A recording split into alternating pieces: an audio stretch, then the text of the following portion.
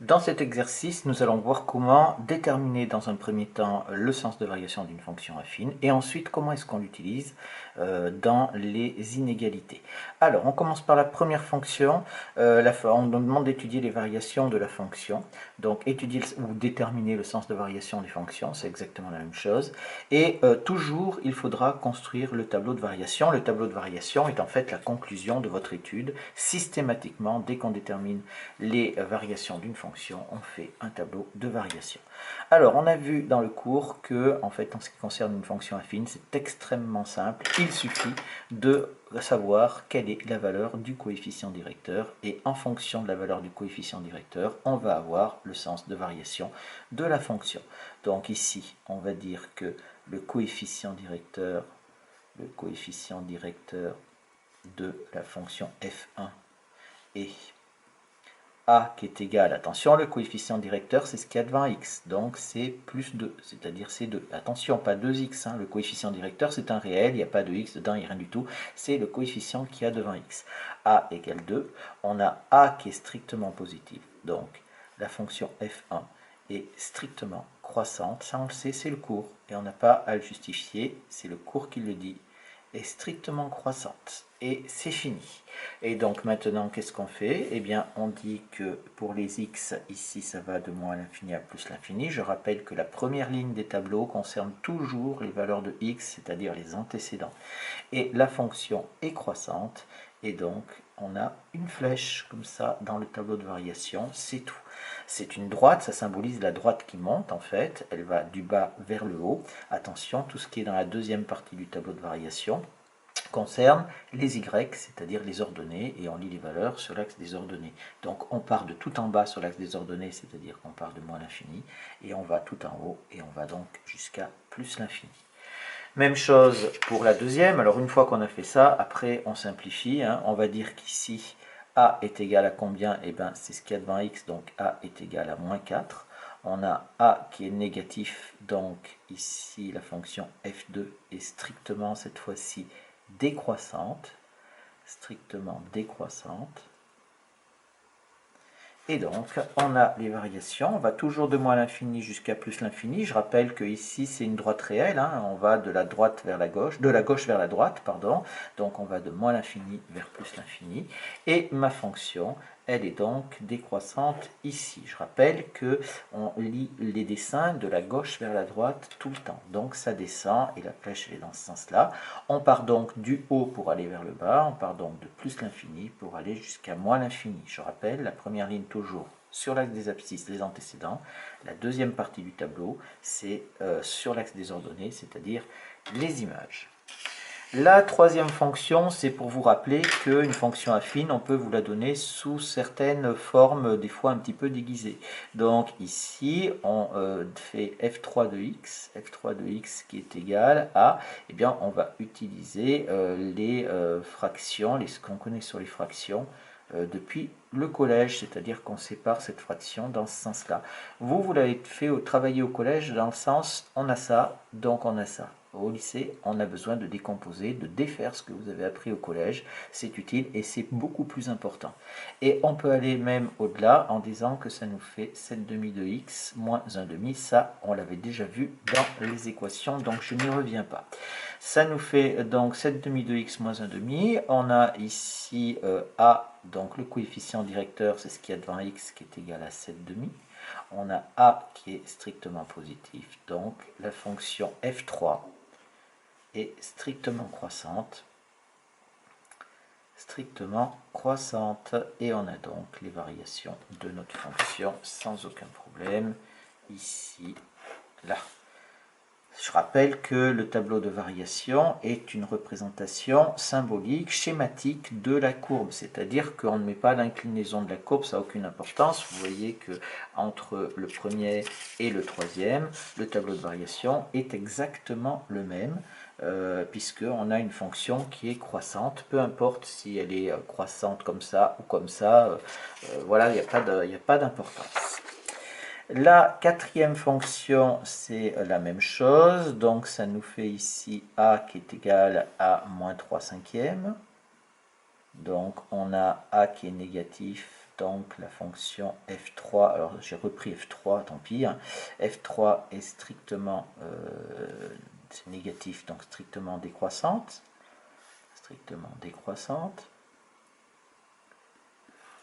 Le tableau de variation est donc comme ceci, il n'y a pas de souci. Pour les x, on va de moins l'infini à plus l'infini. Par contre, pour les y, on part de plus l'infini en haut et on va jusqu'à moins l'infini en bas. Ici, pour cette fonction, là, il va y avoir un petit peu de travail à faire. Ici, il semble que cette fonction ne soit pas une fonction affine parce qu'on a des x au carré, etc. Pourtant, on vous le demande. Donc déjà, l'idée, c'est de dire, on va essayer de transformer cette fonction pour voir si on ne peut pas en faire une fonction affine, si ce n'est pas une fonction affine qui est déguisée. Alors, on est dans un calcul. Le réflexe que l'on a toujours, c'est de chercher une factorisation si c'est possible. Ici, il n'y a pas de facteur commun, donc on ne peut pas utiliser la factorisation. La réduction au même dénominateur n'est pas appropriée puisqu'on n'a pas de fraction. Les identités remarquables, on ne les a pas vues encore, mais croyez-moi sur parole, il n'y en a pas ici. Donc il ne reste plus que le dernier outil qui ne sert à rien, c'est-à-dire qu'ici il va servir, c'est-à-dire le développement que vous avez vu au collège. Et donc je reprends ici ma fonction f4 de x et je vais développer. Alors je conserve mon 3x au carré, plus 5x moins 7, ça ne bouge pas, plus, et je vais faire la double distributivité ici. 3x fois x, ça nous fait donc 3x au carré, 3x fois 3, ça nous fait plus 9x, moins 1 fois x, ça fait moins x, moins 1 fois 3, ça nous fait moins 3. Je vous rappelle que si vous avez besoin de faire ici des flèches comme ceci pour vous aider et pour ne pas vous tromper, et même entourer les choses que vous distribuez, et je vous rappelle que vous les entourez avec leur signe, eh bien vous le faites. Il vaut mieux mettre des dessins qui vous permettent de faire juste, plutôt de ne pas en mettre et de faire faux. Est égal, ici on voit qu'on a moins 3x au carré et 3x au carré, et bien ça se simplifie. C'est bien pour ça qu'on nous avait donné ça. Et bien maintenant, on va compter les x. Alors j'ai 5x plus 9x, ça me fait 14x. 14x moins x, ça me fait donc 13x. Ici, j'ai moins 7 moins 3, ça me fait donc moins 10.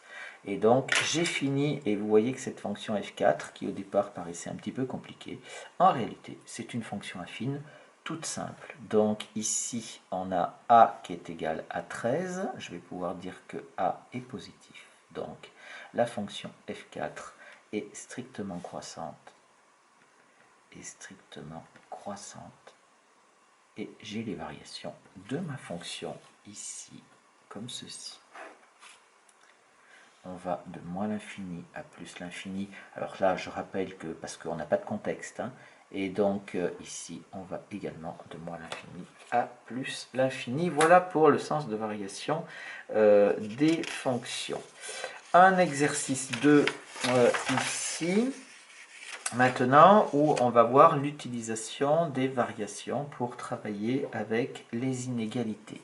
Donc là, on vous donne une fonction, on a f1 de x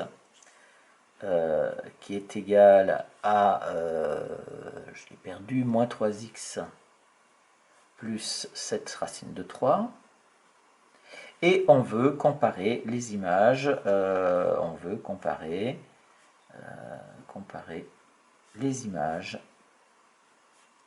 de moins 21 et de 45, sans calcul, sans aucun calcul.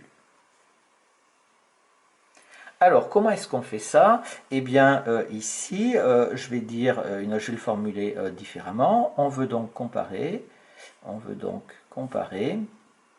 les images, on sait les noter, c'est-à-dire l'image de moins 21, c'est f de moins 21 et f de 45. Voilà, dire que sous cette forme-là ou sous cette forme-là, c'est exactement la même chose. Là, c'est en français, et là, c'est écrit en langage un petit peu plus mathématique. Et qu'est-ce qu'on va faire? Ici, on va utiliser les variations, c'est-à-dire qu'on sait que, d'après le cours, que une fonction croissante va conserver l'ordre entre les antécédents et les images, et une fonction décroissante va inverser l'ordre entre les antécédents et leurs images. Et c'est ça qui va vous permettre de travailler avec les inégalités. Donc ici, je vais partir de mes antécédents. Les antécédents, c'est donc moins 21 et 45. Je vais d'abord regarder le sens de variation de ma fonction f1. Donc je vais dire le coefficient directeur de f1 et a qui vaut donc moins 3, ce qu'il y a devant x, moins 3. On a a qui est négatif, donc la fonction f1 est strictement décroissante.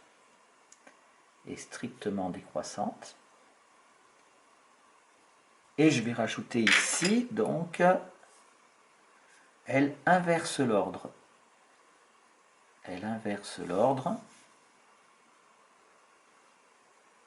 Entre antécédent et image.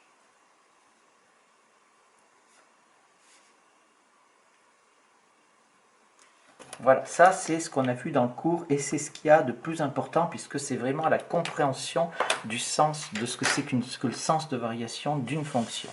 Donc si je ne veux pas faire de calcul, qu'est-ce que je vais faire? Eh bien je vais regarder les antécédents. Donc ici, je vais dire on a moins 21 qui est plus petit que 45, ça on sait le faire, hein, on connaît l'ordre dans l'ensemble des nombres réels, donc ça ne pose pas de problème. Et bien ici, je vais dire que c'est équivalent à dire que f de moins 21, je vais prendre ici f de 45, attention, tout ce qu'on fait à gauche, on le fait à droite aussi, donc je prends l'image de moins 21, donc je prends aussi l'image de 45, et là, comme ma fonction inverse l'ordre ici parce qu'elle est strictement décroissante, eh bien j'avais un inférieur ici, mes antécédents sont rangés dans un certain ordre, donc les images sont rangées dans l'ordre inverse. Et je vais préciser ici, car la fonction f1 est strictement décroissante. Toujours, on va préciser ça, on va justifier le fait qu'on ait inversé l'ordre par le fait que la fonction soit strictement décroissante. De la même façon, ça c'était donc pour le petit a, de même on me demande après de calculer, de comparer les images de 7/20 et de moins 5, donc je vais faire ici de même, toujours par la fonction f, donc je vais dire que moins 5 est inférieur à 7/20, puisque j'en ai un qui est négatif, l'autre qui est positif. Ça va donc être équivalent à dire que f de moins 5, alors c'est f1 ici, hein, puisque j'ai une fonction f1, je ne l'ai pas respectée, f1 de moins 5 est inférieur à, à f1 de 7/20. Et là, vous voyez, quand on veut aller vite, on fait des bêtises. La fonction, elle n'a pas changé, c'est toujours la même, et elle est donc toujours strictement décroissante, et donc il n'y a pas de raison. Ici, on va donc avoir le sens de l'inégalité qui va changer. Et ici, toujours la même justification, car la fonction f1 est strictement décroissante. Il nous reste le dernier, le petit 2. Alors, le petit 2, on a cette fois-ci une autre fonction. On a f de x, f2 de x, qui est égal à moins 9 plus 1,17x. Donc ici, qu'est-ce qu'on va faire? Eh bien, on va également comparer des images, mais cette fois-ci, au lieu d'en comparer 2, on va en comparer plus de 2. Alors, si on sait en comparer 2, on sait en comparer 4, on sait en comparer 5, 6, autant qu'on veut. D'accord? Donc ici, on veut comparer, je reprends l'énoncé, on veut comparer f de 15, f de moins 6, f de moins 15 tiers et f de 3. Alors c'est pareil, donc vous voyez que maintenant on a exactement le même énoncé qui n'est pas posé tout à fait sous la même forme, mais la rédaction reste la même. La première chose, c'est de donner le coefficient directeur de la fonction. Ici, on a a qui vaut 1,17, donc a est positif, ce qui est équivalent à dire que la fonction f2, c'est f2, f2, f2 et f2, donc f2 est donc strictement, le coefficient est positif, strictement croissante.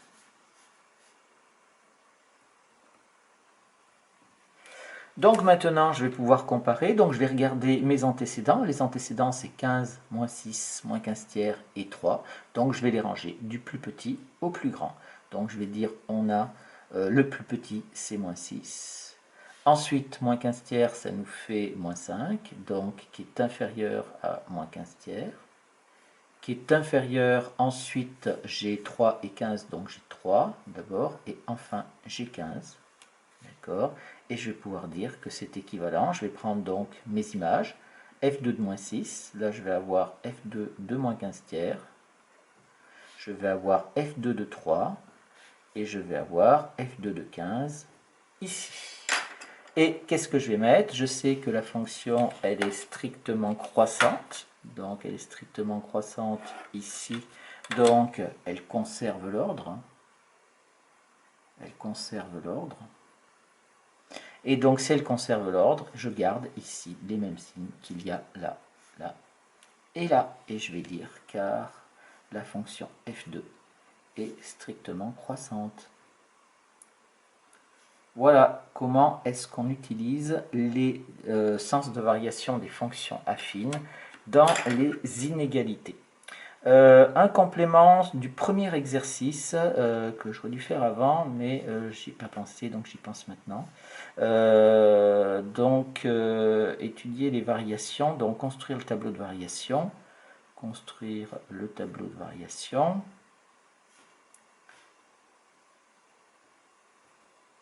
De la fonction f de x est égale à moins 7, par exemple.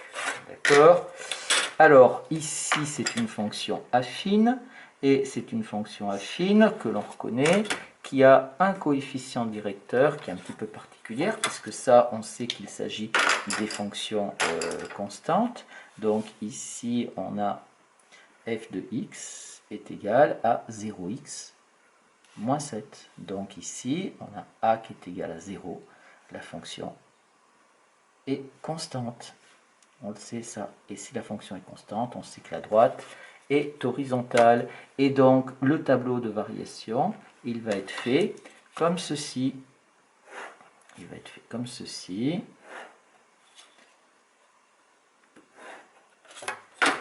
Je vais avoir toujours les valeurs de x ici. Là, je vais toujours avoir les variations de ma fonction f. D'accord ? Et je vais toujours de moins l'infini vers plus l'infini. Et comme la fonction est constante, alors je vais avoir une flèche qui va être horizontale ici.